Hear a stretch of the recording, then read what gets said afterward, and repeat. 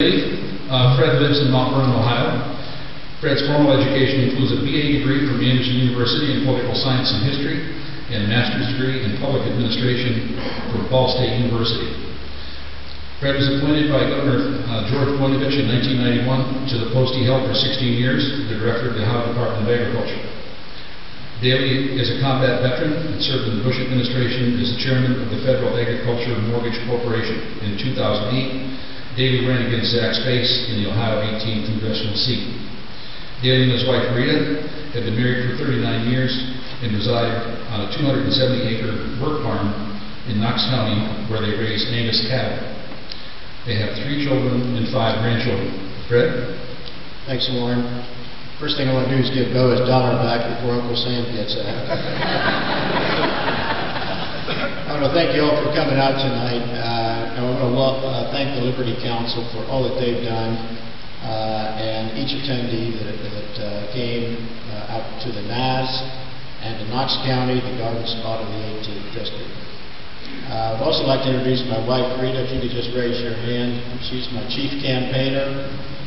She's chairman of the English department here at Mount Vernon High School. As you're aware, I ran against Zach Space for Congress last year, and it was interesting to hear the email that he looks forward to a debate. He refused to debate us and outspent us 10-1. Rita and I thought long and hard about getting back into this race again, and I consulted a good friend, conservative congressman from Indiana, Mike Pence, who you may see on Fox from time to time. And Mike said, "Fred, you really should." He said, "I'd run 3 times before I got elected. I'm now on leadership. And I can tell you that running for office is a whole lot more like surfing. You got to catch the right wave the right year. And this is the right year. You're part of that wave." This wave started with a few people that were outspoken. They were concerned about government policies, government growing and getting bigger. It grew into the Tea Party movement.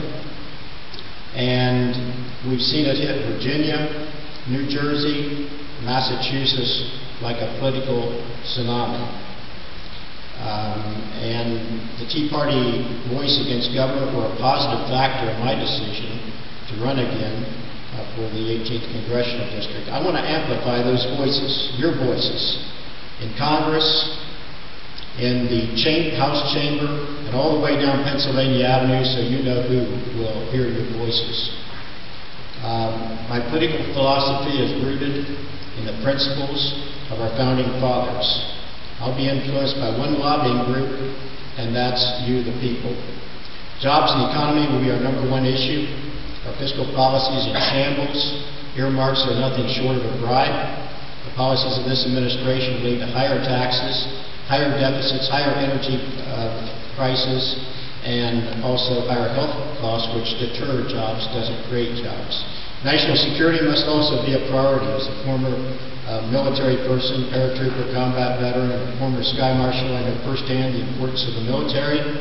And I believe that foreign terrorists are enemies, not criminals with constitutional rights. If you live in Knox County, you probably are familiar with me. 16 years as a cabinet member. I've never been an elected political official. I'm not a politician. But I'm a rock-solid conservative. I believe in the Constitution. I'm pro-life. I'm pro-Second Amendment. I believe marriage is between a man and a woman. I believe English should be the official language in our country. And I believe, like Ronald Reagan, that we're one nation under God, or one nation going under. Most of all, I'm a patriot. I love this country with all my heart, and it makes me sick to see what's happening to our great country right now. Thank you, Fred. Thank you.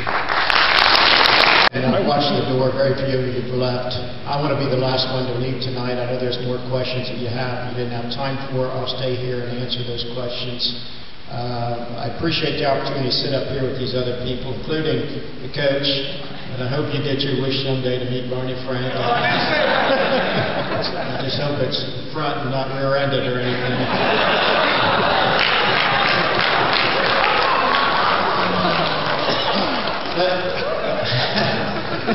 Let me say this.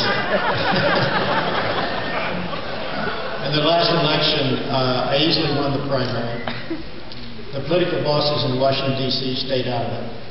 Now they're getting involved. They've interceded. They've anointed one candidate. They're supporting that candidate. They're funneling money to that candidate. and it's not me. And if you want to defer your judgment to the political bosses in Washington, D.C., then your decision should be very easy to make. But our country is too important to do that. The concern about me is whether I am loyal to the Republican Party. And I want to tell you, I am loyal to the Republican Party when the Republican Party is loyal to its basic core values. But when they drift off course and start acting like Democrats, my country always comes first. Now, if you think I'm going to be intimidated because I'm not as tall as LeBron James, get that out of your mind. I was captain of our wrestling team. I was a paratrooper. I'm a combat veteran. I was a professional bull rider. I climbed 2 of the Continental Summits. My nickname was Fearless Fred. Nancy Pelosi, nobody's going to push me around. You need somebody to be independent, to go to Washington and represent your interests. And the national political bosses aren't going to get behind me. You've been a great group. I hope you'll vote for Dailey for Congress.